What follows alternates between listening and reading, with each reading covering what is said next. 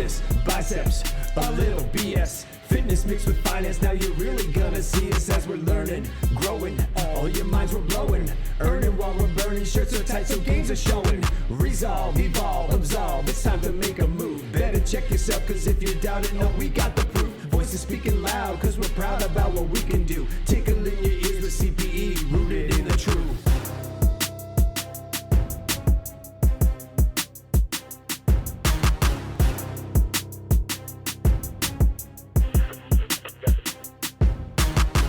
In the wildwood of accounting, we all know garbage data in means garbage data out. The same thing applies to your body. As a C-suite guy who obviously lifts, I want to be just as sharp in the boardroom as I am in the weight room. I don't have time for guesswork supplements or flashy nonsense, and that's why I use Redcon One. Clean ingredients, real formulas, stuff that actually works when you're training at 5 a.m. at the gym or burning midnight oil in your month-end grind. So whether you're an accounting bro, finance bro, or business leader in an NGO, if you want more energy, better recovery, and fewer excuses, this is your sign. Head to redcon1.com and use promo code BIZBUYSANDBS for 20% off. Don't just audit your numbers, audit your nutrition by leaning into America's favorite supplements at Redcon One. Yeah. Okay. Colleen, welcome to Business Biceps and BS. We are warmed up. We're in it. We're already talking. Tell me a little bit about yourself, where you're from. I've been bragging about you all morning because of the Keurig Dr Pepper tie-in. But I want to know about you. I want to celebrate what you're doing in shared services. We'll talk about how we met, years ago and how we're old friends. But I want people to know what shared services is, how you make your mark on the world, and we are absolutely. If you think we're going there, we are going there. We're going to talk about storytelling. So you have the stage, Colleen. You tell my 4 listeners who you are. Well, to every one of those 4 listeners, yeah, I'm Colleen Zdrojewski. I am right now I'm the VP over our finance shared services, and I've actually been on some way, shape, or form with Dr Pepper for almost 30 years. So I have a lot of background, and I started off in probably one of my areas that I control right now, which is our customer trade accounting, and moved through commercial finance, and came into actually leading the shared services in one of those situations where it's time to put up or shut up. Because I was the one that would complain about accounts payable, going like, how hard can it be? And so yes, that's kind of how I got started into to shared services. But I really enjoyed it. I really enjoyed the process. I actually enjoyed the process more than my commercial finance experience, because I found that more repetitive than what process is. Process, there's always things changing. There's always improvement that we can do. And so that's where I've really spent majority of my career.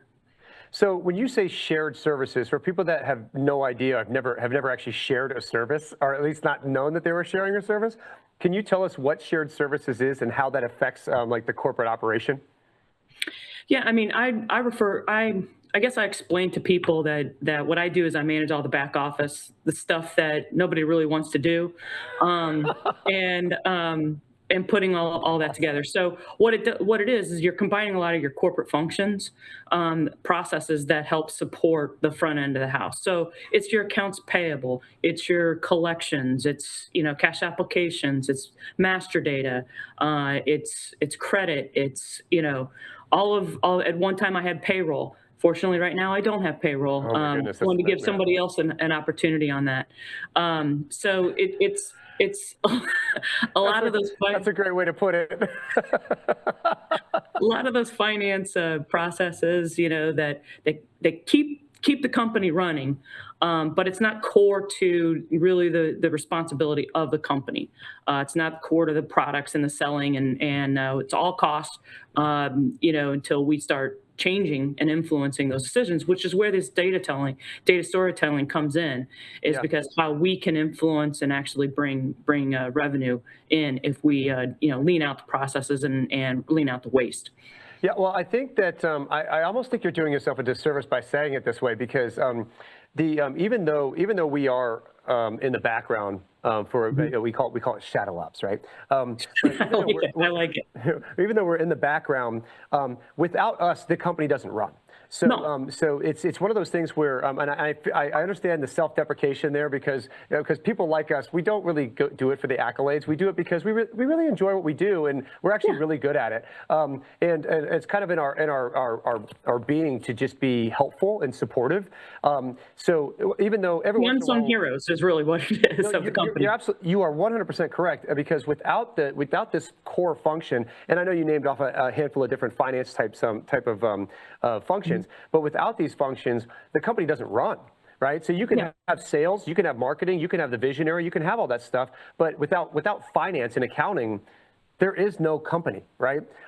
So what I find fascinating about, especially what you're out there doing, is that when you're in this environment where you said it right, you said we're cost, and really I usually tell people that, hey, we're just a bunch of overhead. And even though we don't, since we're in a public accounting firm, the accountants are in normal course, but they are the revenue machine, right? In any other type of an arrangement, the accountants are behind the scenes. They're the ones that are keeping the company going, right? And so we move from the revenue generator to an overhead capacity where it's not a revenue center anymore. We are literally just the afterthought of, oh, that's SG&A. So being replaced, you certainly know where you show up on your P&L, right? But it doesn't make us any less important to the organization. And but I've also seen that across the spectrum, CFOs, directors of finance professionals in and of themselves, they just succumb to the fact that they're not going to get the accolades, they're not going to get the raises, they're not going to do this stuff, even though, gosh, it's really hard to run a business without us. That's okay, because we understand what our function is. A lot of us in the CPA and the accounting world, we don't necessarily want to be out in front of people, and that's okay, because there needs to be those individuals who are back there grinding it out, figuring out the problems, doing the research and things like that. But every once in a while, it's nice when you have someone like yourself or you and me, very similar, getting up there and saying, hey guys, I get it that we're in a support role, but every once in a while we kind of have to step out and show people that this is a really neat career. This is a really neat way to apply your trade. It's a very rewarding way to do business. And because if we're not out there telling everybody how great this career is, then people are going to look at it and go, I don't even know who these people are. Why would I want to do that, right? Absolutely. I mean, I can tell you that I'm super proud of my team, and we are the ones that put the pieces of the puzzle together. We're the ones providing the solutions, and we have this M&A, we have this new product, we have this or whatever. How are we going to get it working? We know how all of that works. We're able to connect all of those dots and be able to drive solutions for them, but we have to be able to tell our story, with that, and then also influence a change to make sure that they don't put something in that's just going to create more costs because it's going to be more manual, or it's going to create risk in the company. Those are huge things, and like we had a conversation with a consultant, and they were talking about these Goldilocks. I'm like, my team's full of Goldilockses. I'm like, we figure these things out. Yeah. So wait, so you test everything 3 times before you settle on the middle one? This one's too hot. This one's too cold. This was just right. Now, so I'm curious. When you came up, you didn't start at the VP area. So where did you go to school? How did you get to where you're going? What kind of opportunities? What kind of stepping stone did you hit? The reason why I asked is because this podcast specifically caters to 2 demographics. One of them is our colleagues, and trying to help them tap back into that passion that they had before they got all wound down and ground down by the industry, and say, hey, let's go back to the reason why we wanted to do this in the first place, and try to reignite that passion so that they become happy accountants, so that when people look around and they go, hey, that person's really happy, what do they do? Oh, they're an accountant. It's like, oh, I should be an accountant. So that's one. The two is also we have a lot of young professionals who tune into this podcast, and they just want to know, how did she get to where she's going, where she is, and like what were the steps that she took? Everybody's always asking that question. It's like, I see what you've done on LinkedIn, but how did you get into that? So shed a little light on your career journey, and what were some of the like marquee moments where you said, no, I've got to take this, I've got to leap of faith, I've got to make this, or I'm not going to be able to achieve my goals. Well, forgive me if I get into, if you tell me I'm getting too far into the details of what you want. But by the way, I'm all for rabbit trails. Go for it. Well, I graduated from Southern Illinois University. Okay. All right. At Carbondale, the Salukis. I played softball there. Okay. Cool. And so in the old NCAA rules, before NIL, of course, you actually, there was rules on, from a scholarship standpoint of what you could and could not do. So, I majored in finance. I minored in actually speech communication. Okay. Oh, cool. Reason why I like speech communication, I didn't really want to minor in economics. And looking at the classes for speech communication, I'm like, debate? Yeah, I got that. I'll take that one. Anyway, so that's what I minored in. But when I was playing softball, I couldn't go and look for a lot of internships. Because I also couldn't get paid while I was at school because of my scholarship. Okay, and so they had career nights, and basically my coach has said, okay, I'll let you off one night. Pick one. So I picked one, and one of the companies that was, I guess, engaged in that career night and that specific night was Northwestern Mutual. Okay. So it worked out great because, who's to say when you actually make a sale? And so that could be during my breaks. It could be in the summer. It could be in the winter. I could do an internship, get some experience, and make the most of all my time. So that's what I did. And then each door opens another door, and basically that opened up to where I got onto Coopers and Library, and I worked in their consulting area. Okay. And in Dallas. And the funny thing is people ask me, about like where I met my husband. For instance, well, I met my husband playing softball for a Dr. Pepper softball team before I worked for Dr. Pepper. Okay. So both my husband and I were picked up as basically ringers on the team. That's where we met. Neither one of us worked for Dr. Pepper. And that's where then it opened up for opportunity coming to work for Dr. Pepper. So that's how I landed in this company. But from there, it was really, about looking for opportunity. And I always believe in working and doing above the role that I had, currently. And so I worked my way up through commercial finance and created models a lot from a food service standpoint. And because I worked in the weeds of the recipient of trying to execute all those contracts. And I remember trying to develop a model. My VP at the time asked me, he's like, what we want is like TurboTax, a model that, based upon your answers, you get other questions based upon the answers. And so I took the challenge, and I'm like, yeah. So conditional formatting, if-thens, I became masters of it. And at that time, and this is aging me, of how many you could nest into Excel became an issue. So that's awesome. It was one of those files that once you break something, it like takes down the entire system. Yeah, pretty much. That's so funny. But I also knew in communicating to sales, I also knew, from other experiences that, you could write a manual this big. They're not going to look at it. they're just going to guess what's on the screen, and it's either intuitive, it's either right there or not.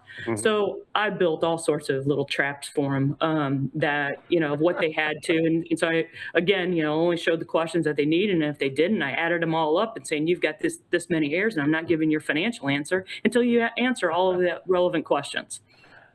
Well, that's a good way to do it. So now you're working with, is it Keurig Dr Pepper? Or they're the KDP. KDP. Yeah, right? KDP. Yeah. So do you drink Dr Pepper?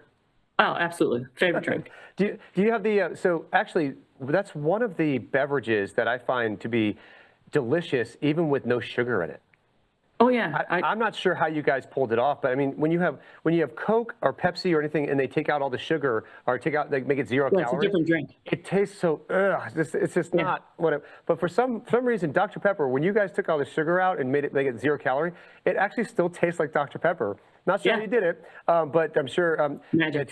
It's fantastic. So, I don't know if there's any artificial sweeteners in there, but there's always one. I'm curious about this, and I know this. You talk about rabbit trail. I'm gonna take you down a beaver trail.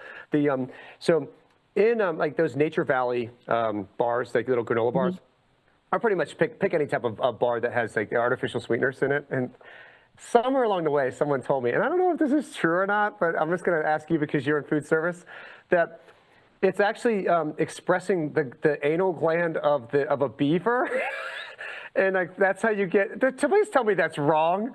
I have never heard that. Because I haven't eaten a Nature Valley granola bar since then. Whenever it says natural, so it's like, dude, I am not going to put that in my mouth.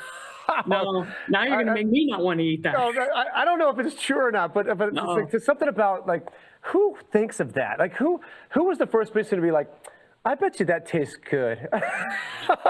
It's like no one ever did that. So a lot of things are accidents, and then it's that one Native American that like has a recipe passed down. It's like, oh, I know how to sweeten that. And you're like, oh no, please don't put that in my food. That's good. So I don't know how Dr Pepper did it. It's like it's witchcraft, but it's fantastic. I will tell you this: your commercials are some of the best commercials in footballdom. I love Fansville is awesome. Oh, it's so funny, man. I was just talking to somebody today about how you have the old school, so back when Super Bowl commercials were actually funny. But before they got like all political and weird, those Doritos commercials were like really funny, right? Well, apparently, I was talking with my son last night at dinner, and he was saying, yeah, I saw this Doritos commercial, and it actually they're really funny now. They're getting back to like the comedies things, and I was thinking, as he was telling me this story last night, I was thinking about your company. I was thinking, yeah, there's not many companies that know how to pull off like really funny stuff. And I think Dr Pepper has done a great job of actually taking that and owning it and building out this entire universe of Fanville and like the people that it's the guy that has his face painted one side. The whole thing is fantastic, and you guys have really created a really cool brand around that that advertising. As our chief marketing officer, has commented, he's like, they keep on giving us more material. It's so good. It's so good. Transfer portal, NIL. I mean. No, I think definitely football season comes around. I'm looking forward to those advertisements because they're so in tune. They're culturally relevant, and man, they're just super funny. It's like if there's anything that I think makes people appreciate brands in and of themselves, is that a brand that doesn't mind making fun of itself, obviously not to damage reputation, but a self-deprecating brand that says, hey, listen, we know we're good. We don't have to tell you we're good. We know we're that good. We can just kind of have fun, and people will just kind of join in with the brand. That's something that us at the Savannah Bananas, we do it all the time. Is we're kind of goofy. We get it, but goofy kind of resonates with people. It's okay to let your hair down every once in a while and be a little crazy, right? So I am curious. So we met at a conference for High Radius Corporation, which is an AI platform for not only shared services, but many different types of finance and accounting tools. And we were at a finance masterminds group, and One of the reasons why I wanted to bring you on this show in particular is because one of the things I'm really trying to impress upon the CPA and accounting world is this concept of storytelling. Look, I'm not the one that made this up. We've been storytelling for millennia, right? Sure. It's a way that you communicate information to the peoples behind you, below you, people coming up around you, that the way we communicate those things is the way that stories propagate throughout the years. And of course, it's a little bit of this, little embellishment here, this and the other, but these stories come alive. And one of the things that I really harp on inside the CPA world is that CPAs just aren't very good at telling stories. We know the numbers very well. We know how it fits into the overall picture of the business. But if anybody were to ask us, hey, what does that truly mean? We don't know how to say it. So one of the things that I think you and I were really hot on this topic when we were in the room, and you have created a curriculum at your company that I found to be fascinating. And when you sent it over, gosh, it was so fun to flick through those slides. But tell me, one, why did you do that in the first place? And then secondly, what has been the response inside, not just finance and accounting, but throughout the organization, now that you have people who know how to tell the stories? Okay, first, we are still novices. We're still working through that last part, okay? But why did I do it? Exactly what you're saying is that, we have all of the data. We are kings of all of that data. We know our stuff. We're in it. We can talk about it with each other, but we just can't really get that out. And so what I did is, yes, the standard of a story is, your setup, your conflict resolution. Love it. But what I tried to do is really layer in, try to make it meaningful to my people. Because, one of the things that I tell my team is listen, I know sales, they can get away with an emotional argument. Okay. We are not going to get away with an emotional argument to anyone, particularly to sales. If we're trying to influence, sales to do something different or leadership to do something different, you're not going to be well, it makes it harder for us. It's a lot of work, it'd be so much easier. That ain't going to fly. Okay.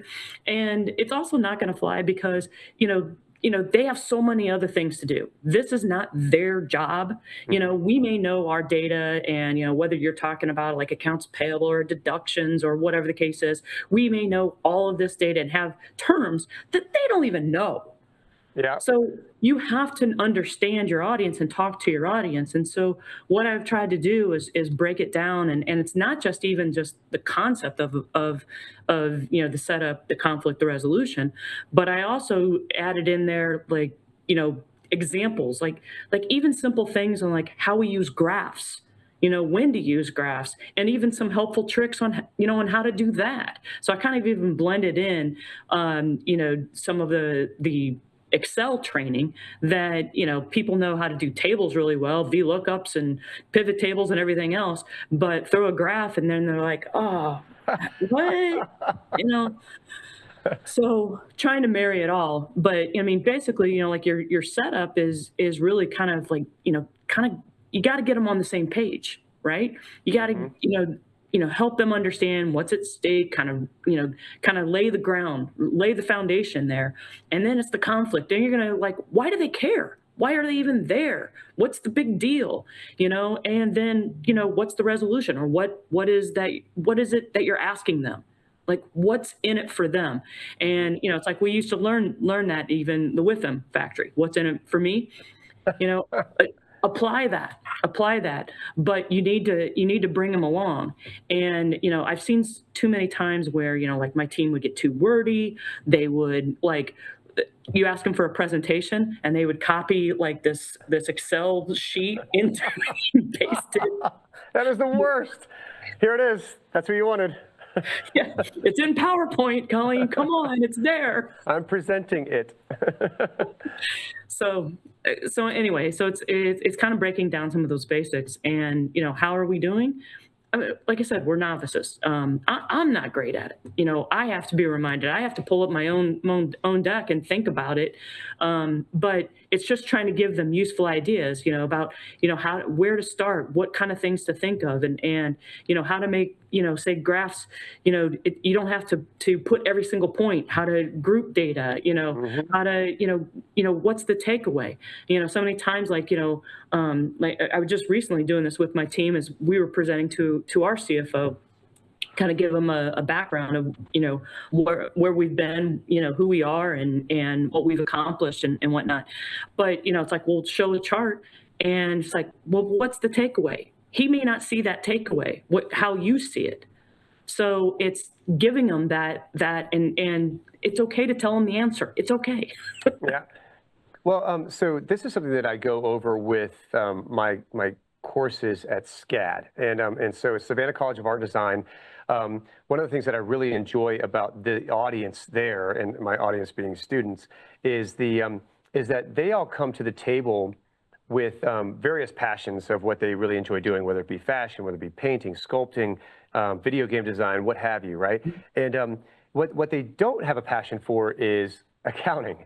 So from my perspective, I look at it and I say, okay, well, how am I going to get these creatives to embrace something that they really do need to know in order to be successful inside their own right? I mean, you can go and work for somebody else, certainly, and that's okay. But with the intellectual property that you have in your head, wouldn't it be nice to know that you could go do this on your own and make your own money? Stop making that person rich. You could start making yourself rich. Put money in your pocket.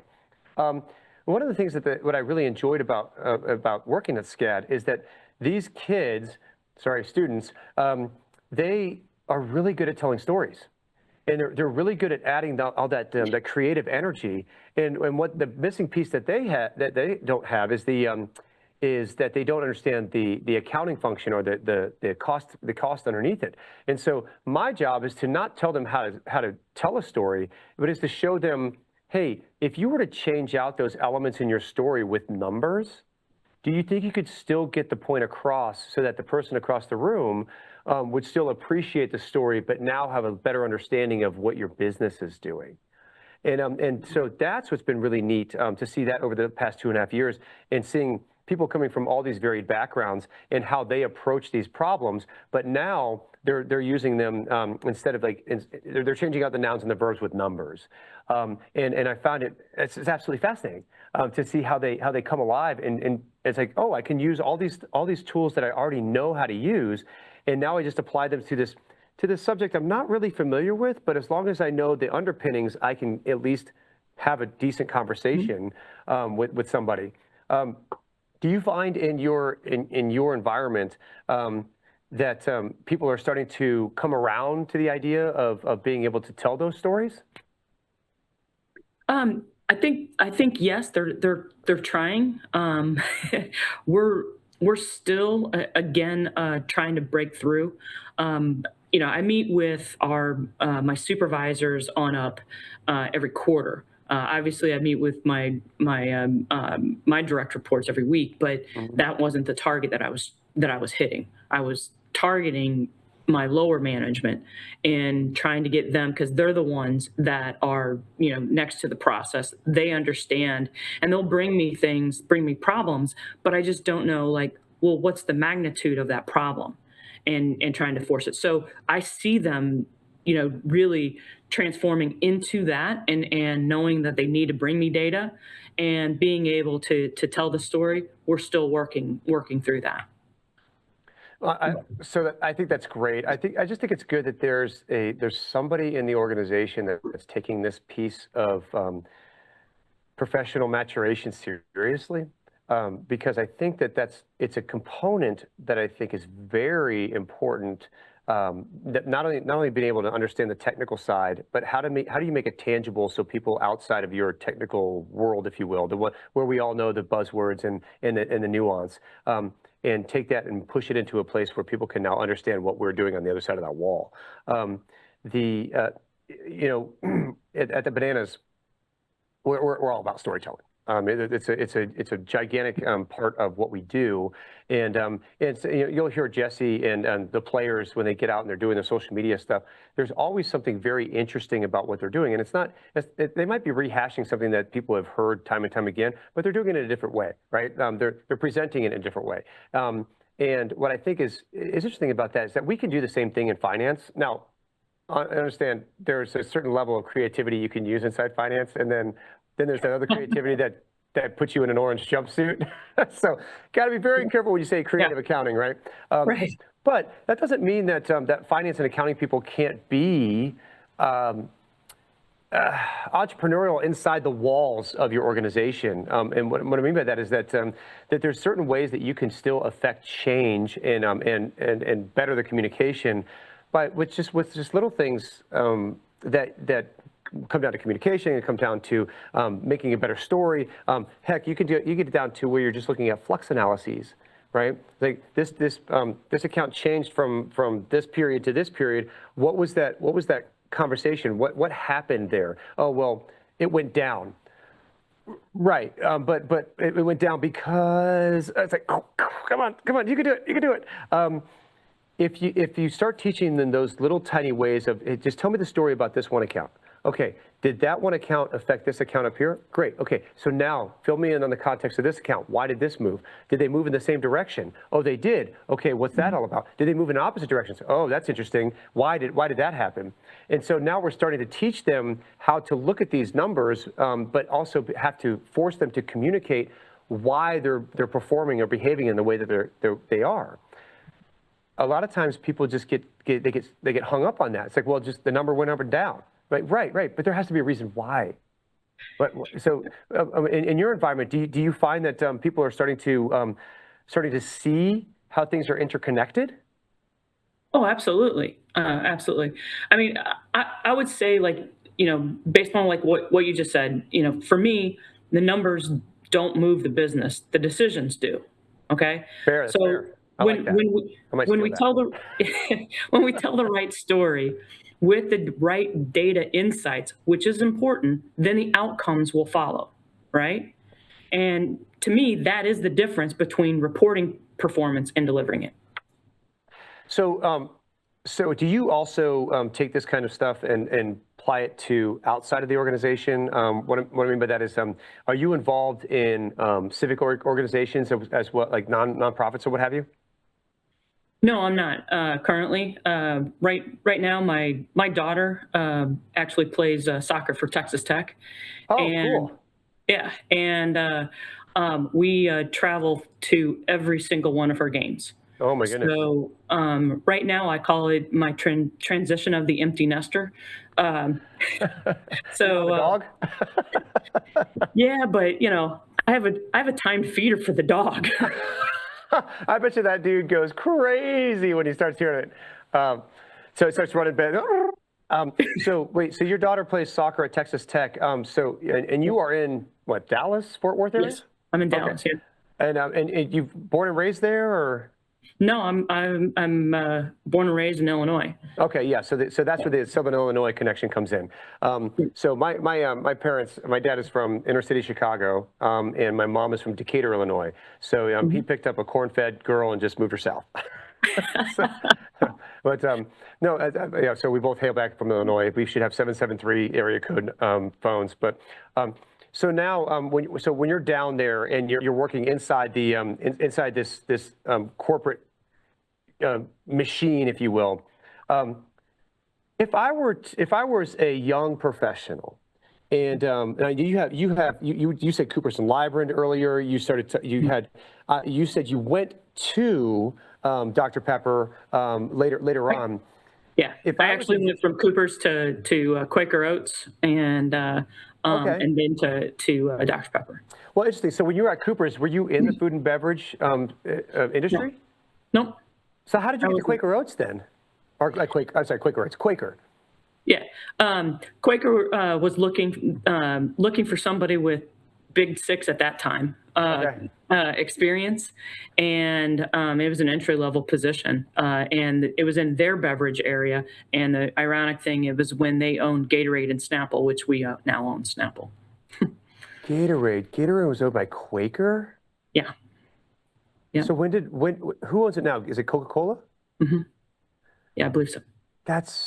Wow, that's amazing. I didn't know that because, well, University of Florida, obviously Gatorade, they tell you all the time, it's like, yeah, it's a Gatorade, right? It's the Gators. But I did not know that they were owned by Quaker. So you were in the beverage unit then? Yep, that's right.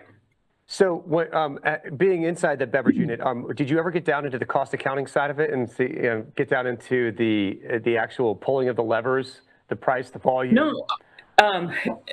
No, I was just, I mean, again, I was just starting in there. And the other interesting thing is that Coopers and Lybrand, the consulting area that I was in was actually healthcare. And they were moving my practice of healthcare to Chicago. And I was here in Dallas, and I was like, well, I just moved from Illinois. I don't want to go back to Illinois. So, I basically then, looked and I was able to get on at Quaker. So Quaker then sold Snapple, and my job was technically was tied to Snapple. I worked there for less than 6 months, and was losing my job at Quaker because they were selling Snapple. And guess what? They then offered me a position where? In Chicago. People trying to make you go home. I'm like, Dan, I don't want to go to Chicago. I love Texas.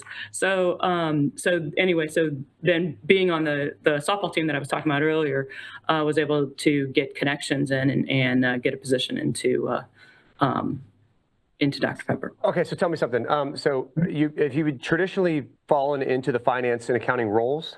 Mm-hmm. I pretend to be an accountant. Just want to be clear. You don't want. That's my acting experience.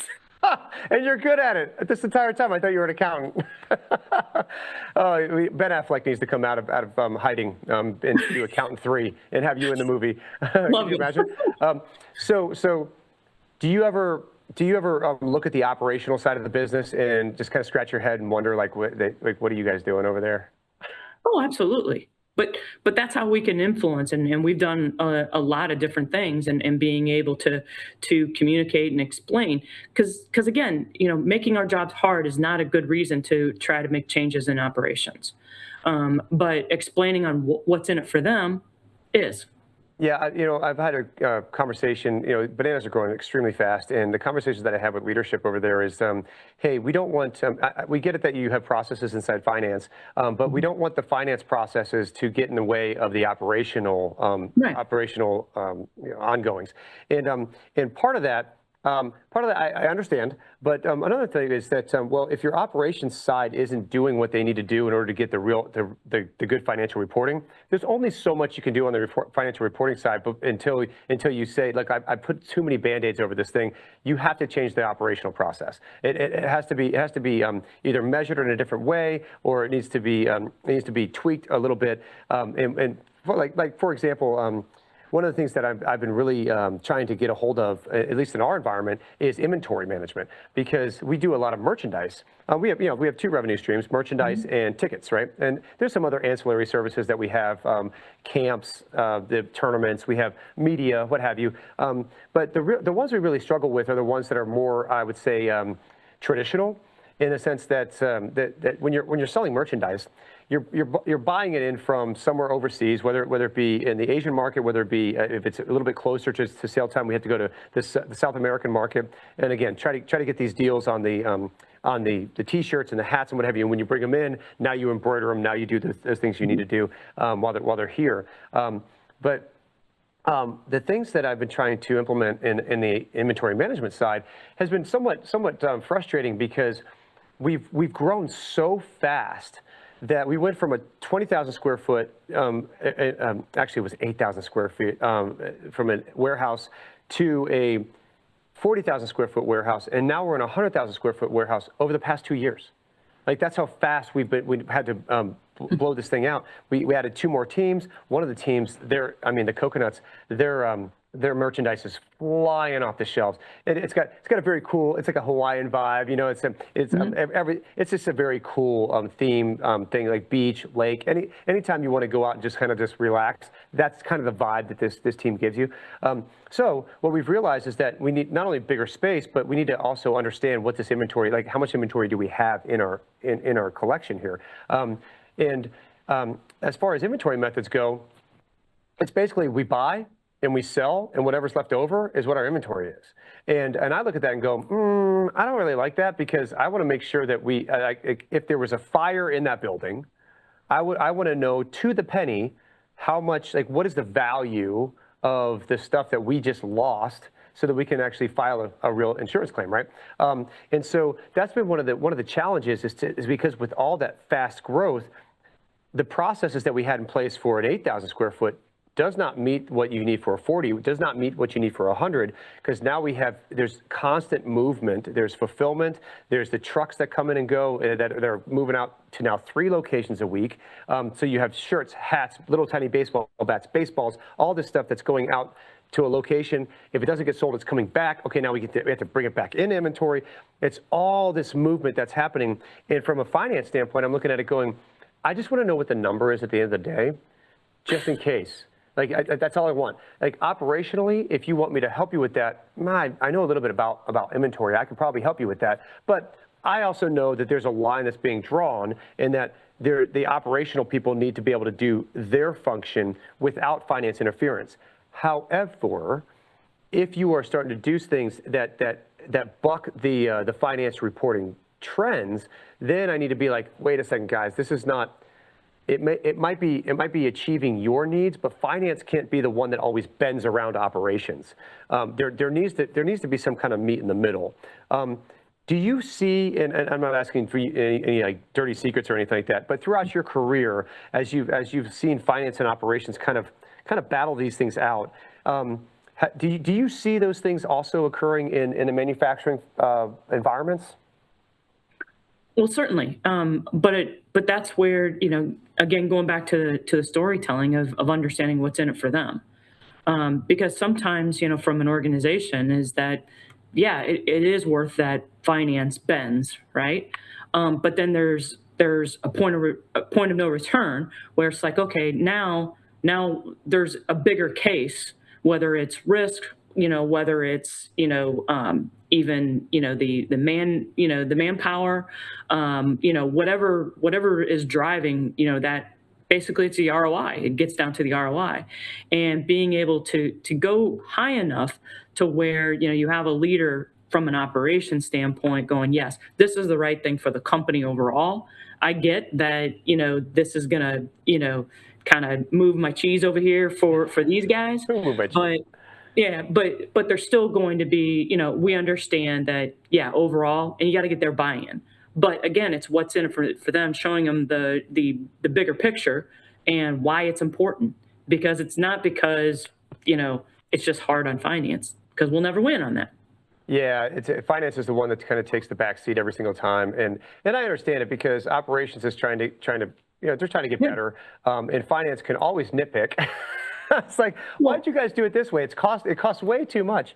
But the other part to that you know, I push my team is that wherever we are in the process, you know, the more that you understand upstream and downstream from where you are, the more value you're going to have to the company in your role.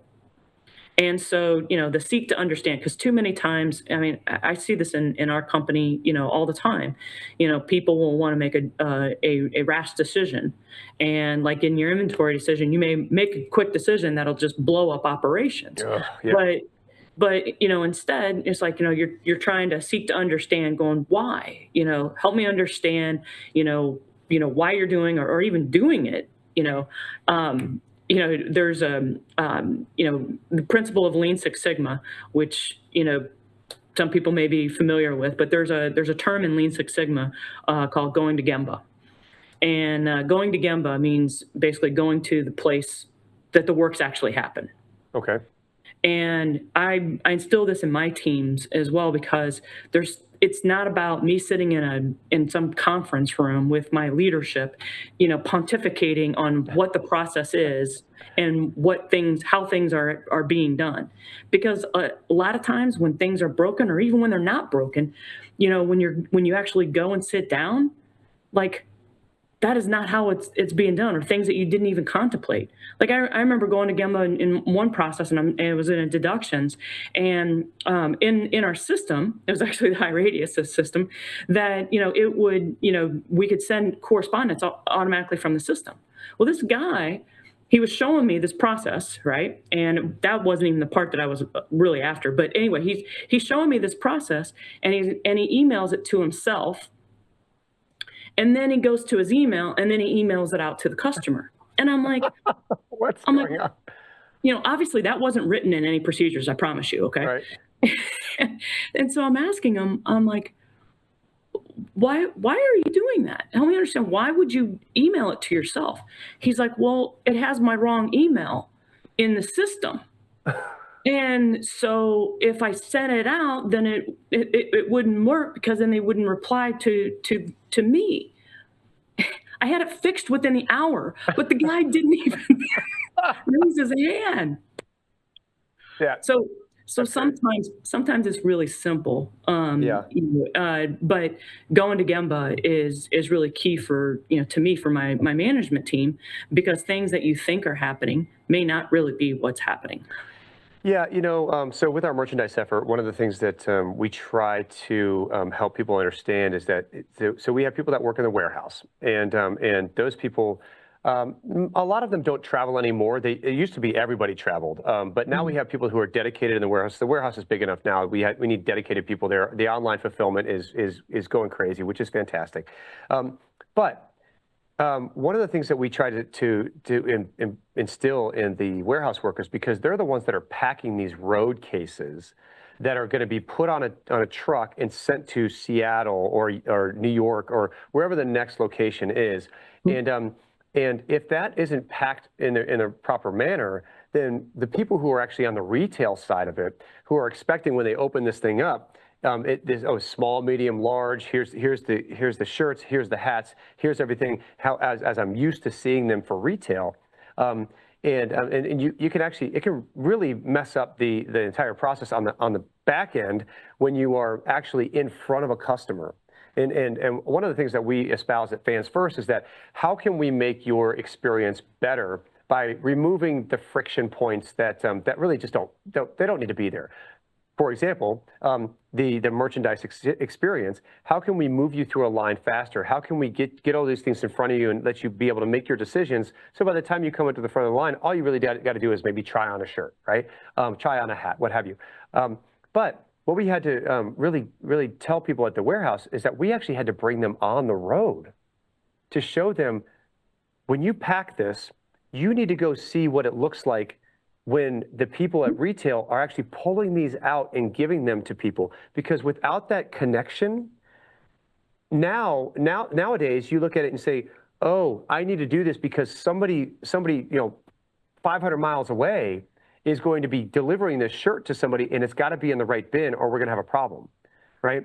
So you see that you just laid out your storytelling, but not in a PowerPoint.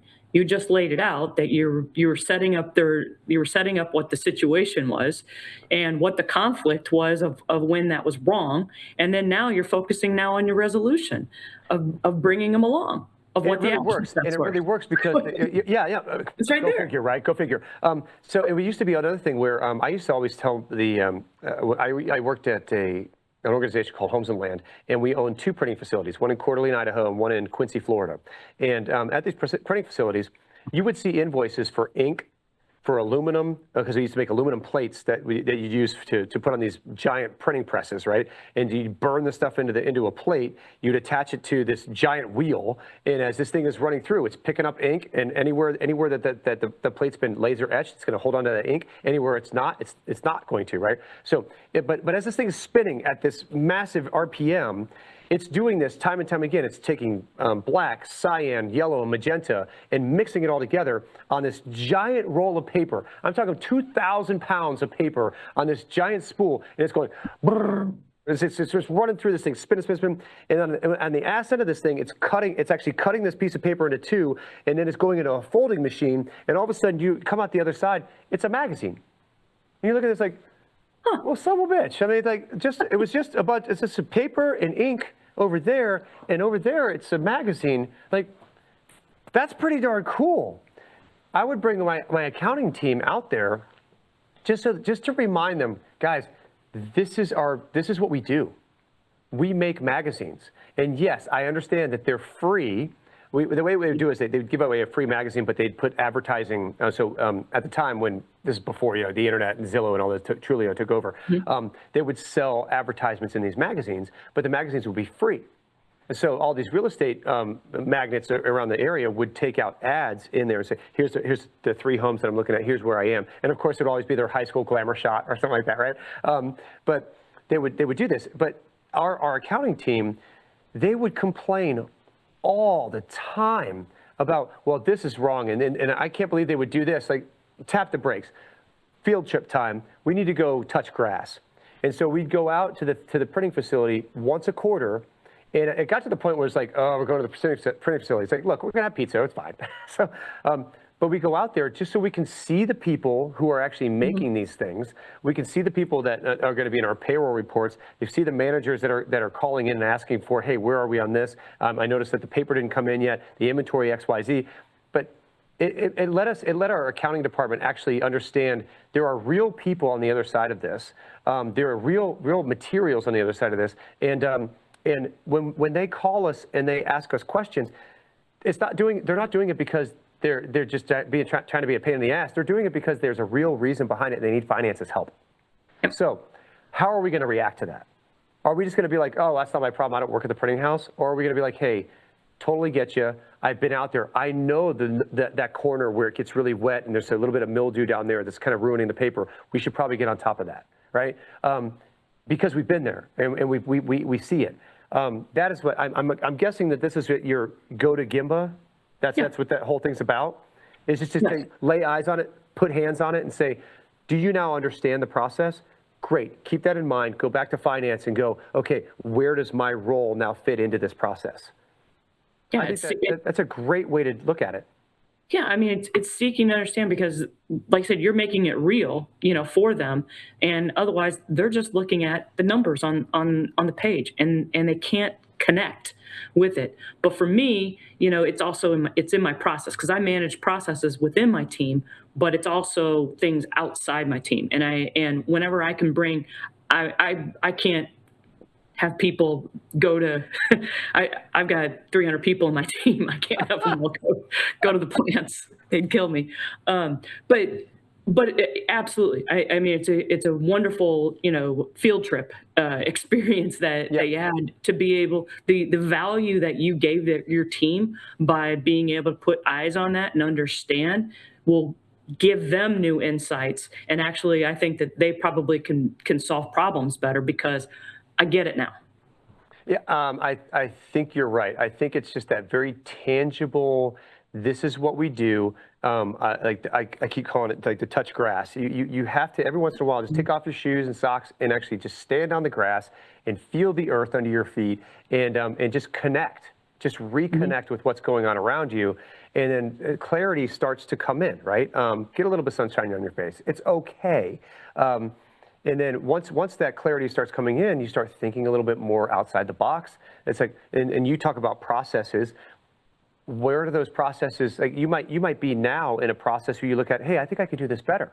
And so, it's like, for example, when somebody looks at your processes, like say someone's inside the process, they're working on it, and they come to you with a, hey, I think we can do it this way. What's your response to that? Is it my team or is it outside? Oh, I mean, I'm going to ask why. I'm like, I'm going to ask them, that's a real generic question. It's hard for me to answer that. But yeah, absolutely. I mean, I believe that, decisions are made based upon the information that we had at the time. We can certainly change it and we should change it. We should continually evolve. So yes, we can change it, but I would understand why, and seek to understand more of what their perspective, what their context is of the change that they're wanting to make and what was driving that change. because you have to think, more like, especially when you're managing a global process, if you will. Okay. Then, it may work for this one plant, but I can't turn the entire thing upside down. And so, like, why does the current process not work? And can that change then work for all? Is that, is this an exception that you're asking for, or is this truly a change that, we can improve upon and make everybody's life better? But the thought is that if someone were to see something and say, let's say they're a year in, they don't know all the different things. They don't know the posterity. They don't know all that stuff. So I love it. They're really looking at it from like with brand new eyes. And maybe they see something that someone who's been there for 15, 20 years just never really saw because, no, all right. No, that's perfect. That's perfect. Because I can tell you, exactly, like my team hears me talk about my philosophy on our teams. So I love having a balance. I love having a balance in my team that, say 50% of my team has continuity. They're there. They love their job. I've got tenure out the wazoo. I mean, I have like, almost 50% of my team is more than 10 years with my company. That's insane. Huge. Yeah. Okay. But the thing is I love having the people that are fresh. I don't care, coming right out of school, coming, from wherever, because you're absolutely right. They're going to ask why.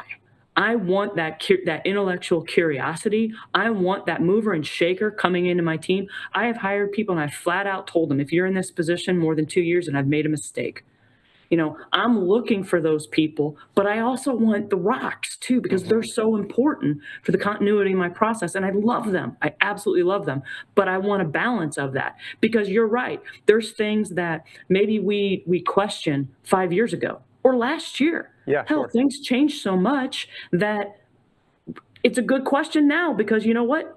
The information, the situation, the company, things have changed where maybe it was a no, last year, but this year, great idea. It's like a V8 moment, right? Yeah. No, it's just good to hear that that someone in an organization that is as big as yours. I mean, you said it. It's a global operation. You have global processes, and just because it seems like a preference here at this local facility, that may not be the answer for the other 95% of the facilities, but maybe here it does need to be implemented, and it really takes it takes management, it takes leadership like yourself to look at it and go, it's not a lot of times people, they'll say it's like, oh, we tried that, we've already done that, it doesn't work. But it sounds like you have a culture that says, you know what, I'm willing to see where this can go. Like build me up some context. Tell me what you're trying to accomplish, and if it can be done, then I don't know, maybe we'll test it out and see if it works. I think that's great from a leader like yourself. Again, from a global perspective, you're operating on with zeros that a lot of companies will never reach. And because of that, there's a lot more at stake when you make that tiny little rudder change. The entire ship's moving. This is, oh no.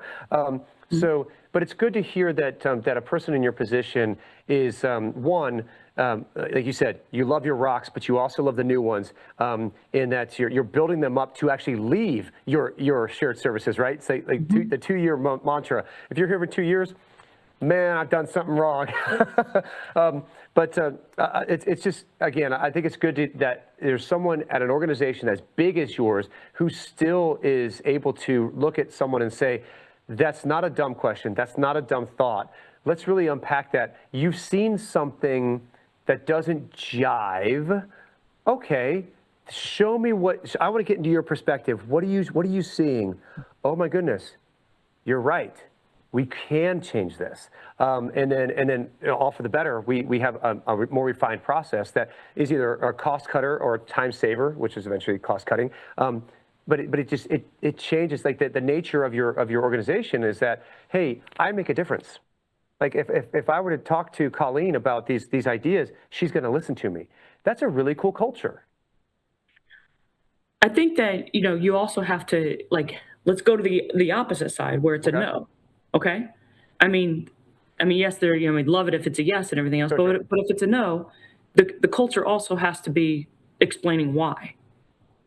All right. And, like you were even, bringing up in some of your examples, and like, you're trying to get them to touch the grass, right? You're trying to get them to understand the why. And sometimes even if you can't touch the grass, you still have to explain the why. And so if you're making these decisions, you still have to explain the why, and the more the why that they understand, then they're going to be able to take that and then apply it to other decisions or challenge it in a different way. So Yeah, you I got like to what you have said that. that. You got to have that dialogue. And again, the why is just so important, not only in your storytelling, but also, honestly, your storytelling to your employee, right? Yeah, it's very important. Yeah, because you want them to make sure that the story that you're telling them, the story that they're a part of, is all being it's all going in the same direction, right? There could be side missions and what have you, but the mission is forward, and so everything kind of has to jump into going this direction because leadership said we're going this way, right? Board has decided, CEO has decided, CFO is on it. Okay, this is the way we're going. Okay, everybody, ducks in a row, let's go. I think I just find it fascinating. I think that a person at your level in the organization that you're at, it's just really refreshing that there is a leader out there, and I'm sure you're one of many out there Yeah, I'm like, who are like it should be fascinating or anything. It should be. It is, though. It is. It's just that I'm telling you, man, I've been in so many different circles, and people just don't think like you. And if they have, I just haven't met them yet. But again, the size of the entity, the type of product you have, the big brands that you're dealing with, you're dealing with it on a level that it's almost like you have a 5-person staff, and you're really like dedicated and energetic, but you're actually dealing with 300 people, and it feels like it's the same scale. It feels like it's the same type of mission, which is we're all in this together. Let's make sure that we're all hitting on all cylinders, and when something seems a little askew, don't just be like, no, what's going on here? Let's find out. Is this good? Is this now a trajectory change that we have to push up the flagpole, or is it something that we just need to? Oh, okay, this is a little bit of understanding. Let's pull them right back in, right? In a constructive way, right? Not saying you're an idiot. Sometimes it's more fun to do that, but no, we don't do that.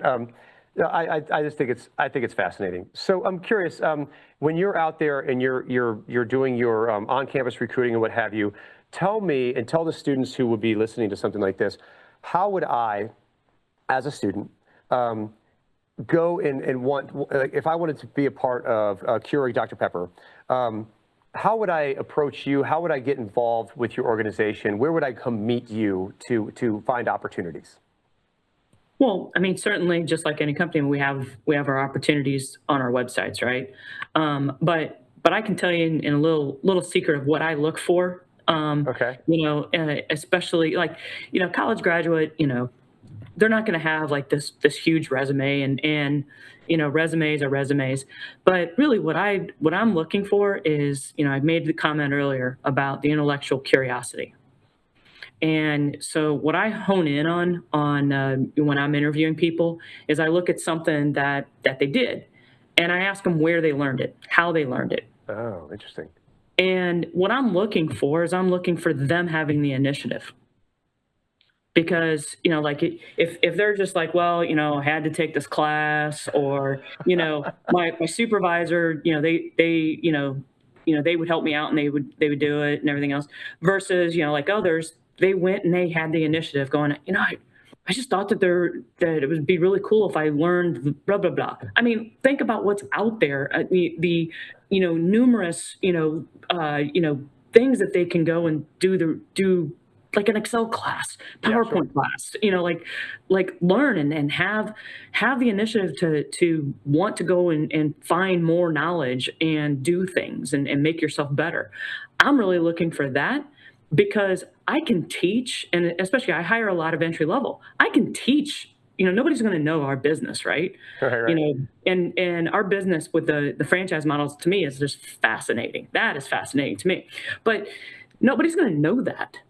But what I can't teach is somebody having that drive, that curiosity, that wanting to, like, I know there's a better way. I just got to figure out how, and doing that. That's what I'm looking for.